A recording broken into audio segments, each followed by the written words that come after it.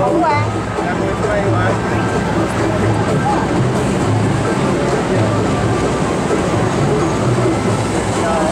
quên biết tôi tên là Ai vậy? mấy chiếc đợt nó vậy thì cái bụng hoàn toàn có nó chạy lại con vừa lên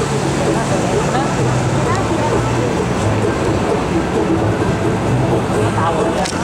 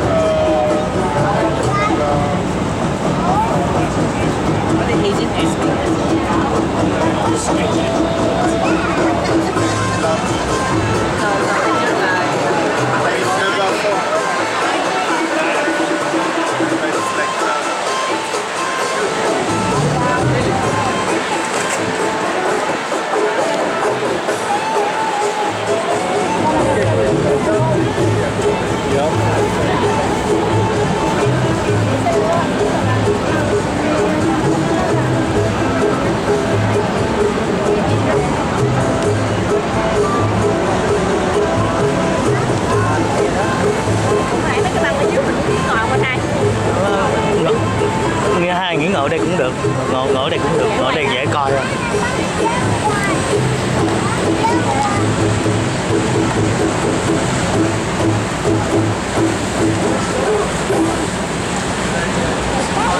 yeah kind of outside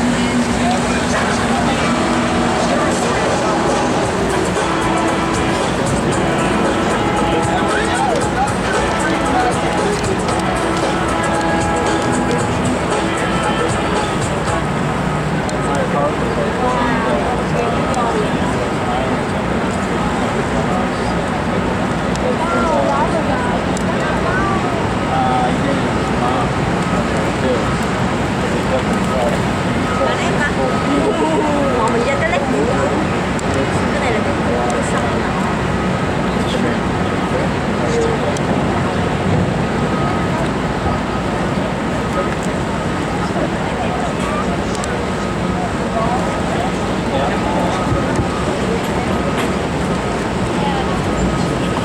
Alright, how's everyone doing today? Good? Welcome to our 75-minute Chicago River Architecture Tour. My name is Patty. I will be your tour guide today. Behind the wheel, we have Captain Rudy, and downstairs from the bar, if you need anything to drink or eat, alcoholic or non-alcoholic, visit Bridget. She's happy to help you out with those. Ủa sao cái này Now, as architect? you pull away from the dock, I'll do a brief safety announcement. Đi làm mà sao nó giới thiệu là architect? This is a U.S. Coast Guard regulated and inspected vessel in the Không biết very, lấy cái tích very, coi. very, very Để unlikely tích event bữa of lần nào. emergency. We have more than enough life jackets on board for absolutely everyone. This is the Wilmette, not the Titanic. Hả? Để lại gì? Ồ. Now, just so you know, there's absolutely no smoking on Nãy mình board. mua mình không hỏi, At nó all chỉ mình lại nó times, mua keep mình thử those luôn đó. butts flat on the perimeter benches. There is no kneeling or standing on Không any phải là of cái the tour perimeter nào. benches at any time. It's always a bummer cái when này đi someone cái goes for a drink in the river.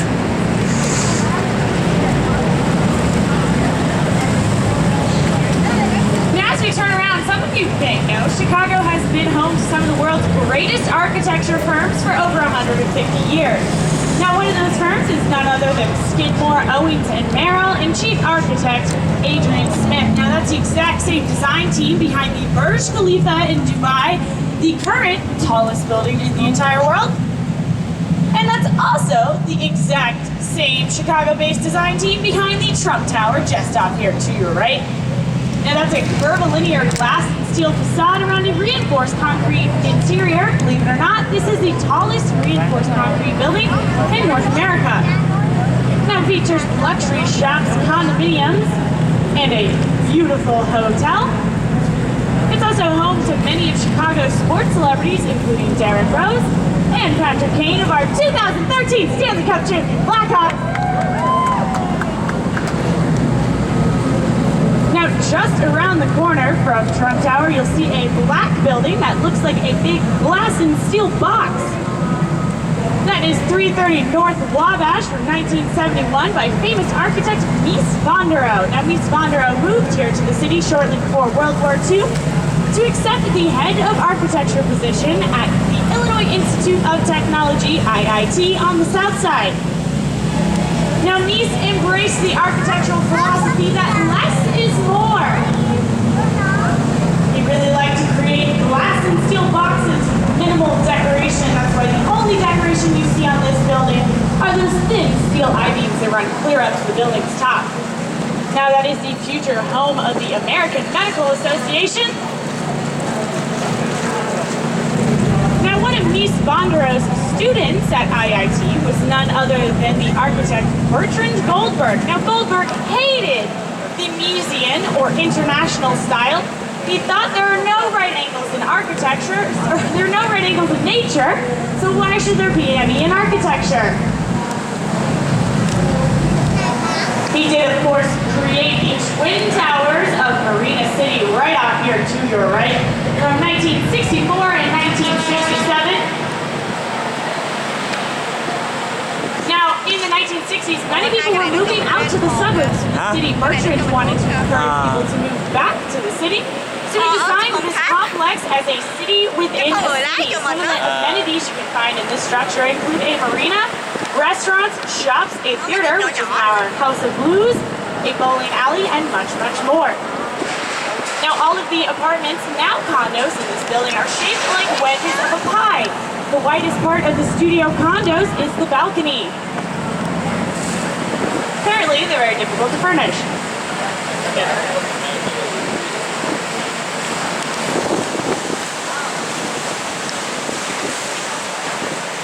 Now, next up to your right, you'll see the Westin Hotel from 1987, connected right next door to the building. This blue-green glass building here to your right, that is the American Bar Association Tower. It's a postmodern interpretation of the Miesian style. That blue-green color, of course, reflecting the color of Lake Michigan and the river on a very sunny day. Now, that building represents about 65,000 lawyers all across the nation, and it's over 1 million square feet of office space, and operates a law library out of its basement.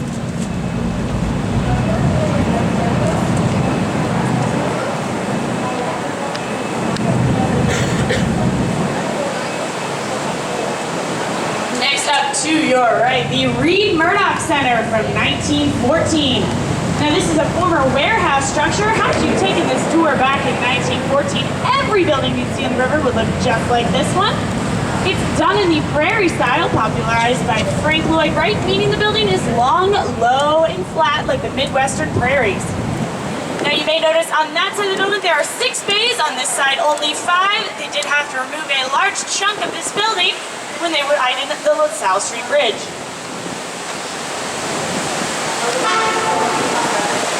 Next up to your right, this blue-green building again, that is 300 North LaSalle. Built in 2009, it is a LEED certified gold building, meaning it's very energy efficient. There's a green roof up top there.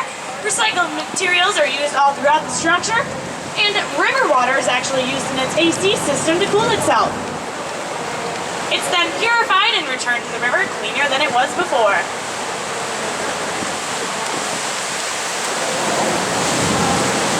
Now, just next door, the 5-acre Merchandise Mart of Chicago by Graham Anderson Probst and White from the late 1920s. This building is an excellent example of Art Deco architecture. You can see those geometric details and setbacks up at the top. It was built to consolidate the warehouses of Marshall Fields. Today, it's used for the wholesale apparel and furniture industries. There's over 500 showrooms in this building alone and 8 miles of corridors. Motorola moved in just last year. Now, back in the Great Depression, this building was sold to the Kennedy family for $13 million. They resold it in 1996 for $575 million. Quite a bit of a return on that investment. Next off to your right, from 1977, the Chicago Sun-Times building. Now, this building was built to house additional showrooms for the apparel industry. Back then, it was believed apparel looked best under artificial lighting. That's why when the Sun Times moved in, they had to punch in every single one of the windows you see there today. Just in front, some of the last remaining original banks of the Chicago River. That is an area of the city known as Wolf Point. It was here in 1825, Chicago city leaders raised a tankard of ale and decided to call their city Chicago. That comes from the Native American word Chicagua, which means one of two things: big, tall, and strong, or smelly wild onion. Now over to your left, as we come around the bend here, you'll see the Residences of River Bend from 2002. Now that building is an excellent example of the architectural term contextualism. That's when a building fits the land upon which it was built rather than the other way around. Residences curve along the river at its feet. Now, this building was so narrow they couldn't put in a parking ramp. Instead, they had to build a parking elevator. For that reason, it cost $40,000 to $60,000 for a parking space in this facility. Just next door, that pink stone building is the Fulton House from 1908. It's a former cold storage warehouse, and when architect Harry Weiss renovated it in the 1980s, he had to remove over 500 truckloads of fatted horsehair and cork from the walls that were used to insulate the building. It took over a year for that building to defrost. Now, Harry Weiss is an architect who loved to sail. He loved to use nautical themes in his work. You can see the starfish details and the porthole windows up top. He also, in the 1980s, designed the Chicago River Cottages, just next door to your left. And that's a series of 5 townhouses designed to look like sailboats. They have a maximum of 6 stories, and each one has its own private elevator.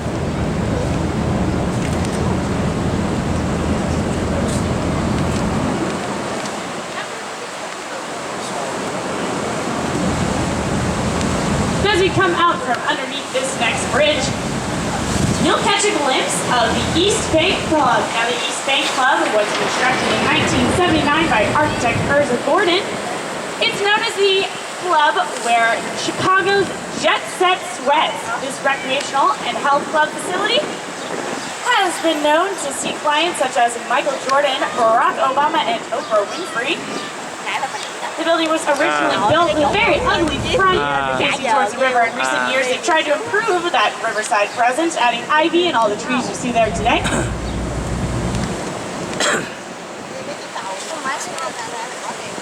Now, that whiff of chocolate you might smell in the air is due to the Blommer Chocolate Company over there.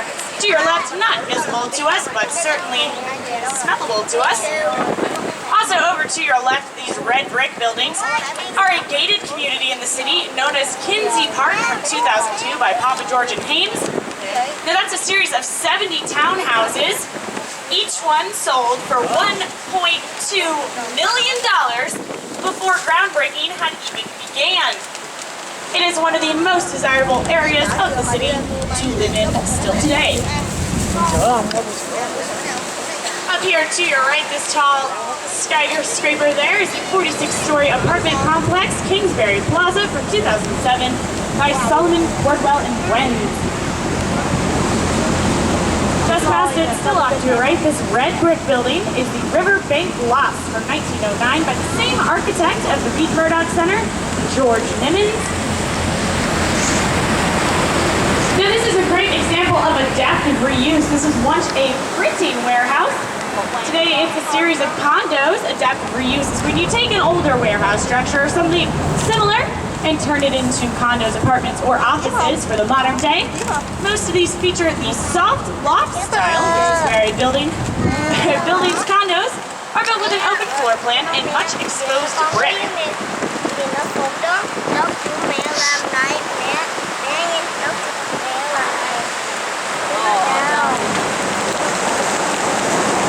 Next up, to your right-hand side, you'll see that white steel building. That is Kingsbury on the Park with its twin Erie on the Park just behind this next building. Those were built in 2002 by European architect Lucien Lagrange in the European industrial style.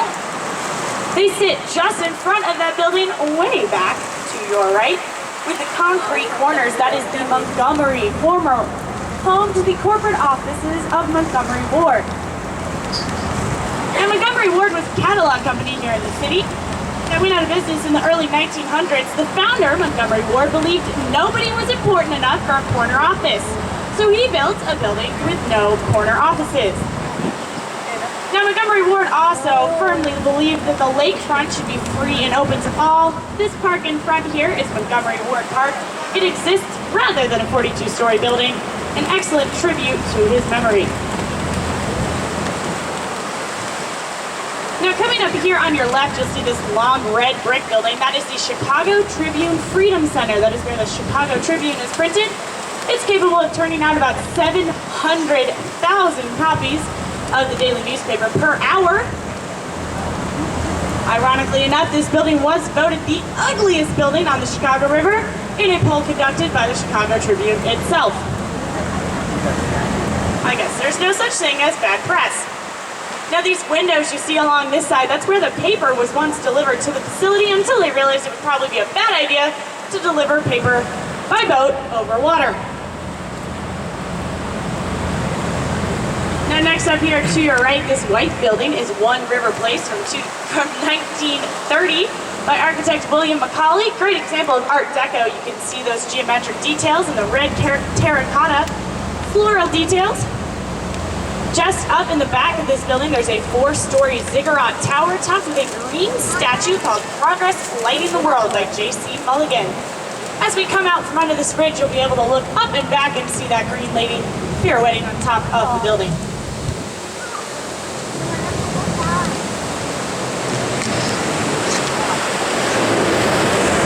Up and back there is the statue. You can see it up there. Just in front of us to the right, this is the Domain from 1908, built as the warehouses for Montgomery Ward. When they renovated this building to turn it into the condos it is today, they discovered over 200 pairs of roller skates. They believed employees used to use those roller skates to skate through the building and fill the company's orders faster. Now, it's a great example of that prairie style. You can see the long emphasis on the building's horizontality with those masonry bands. It's also got some beautiful geometric details left over from Art Deco. Now, as we turn around here, you'll see off to your right an island squat there in the middle. That is Ogden, or Goose Island, 160 acres, created when the first mayor of Chicago, William Ogden, began digging the East Fork of the river to quarry clay for bricks. Now, it was nicknamed Goose Island, which it holds on to still today, for the Irish immigrants that once raised geese on the island. Today, it's home to the Kendall College Culinary Institute and the Goose Island Brewery. If you would like to sample some of the fine productions of Goose Island Brewery, head right downstairs to see Bridget in the bar. She's more than happy to help you out with one of those samples.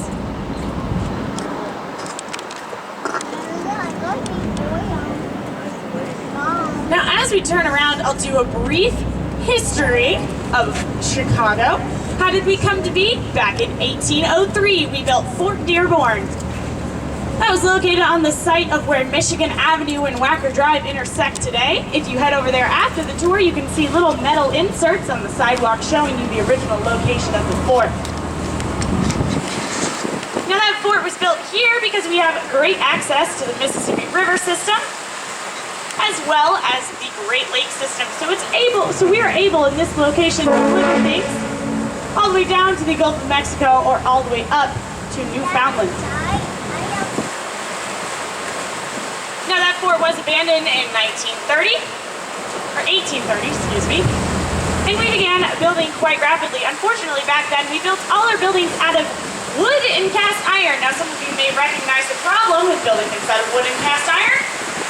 When a giant drought hits your city, and there's 25-mile-an-hour winds, sometimes a careless cow or a carelessly discarded cigarette can kick off something known as a great fire, such as the one we had here in the city on October 8th, 1871. That fire burned all the way from Roosevelt Road on the south to Fullerton Avenue on the north, and all the way west from the lake to Halsted Street. It burned about 16,000 homes and businesses. About 100,000 people were left homeless. But we were lucky. Chicago was already too important to die. We quickly rebuilt. We pushed all that debris into the lake. pushing the lakefront back by about 3 to 4 city blocks.